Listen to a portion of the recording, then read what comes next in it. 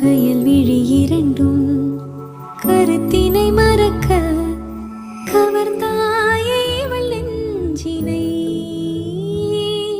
புது புனல் நதியில் புது இன்பம் மனதில் அலை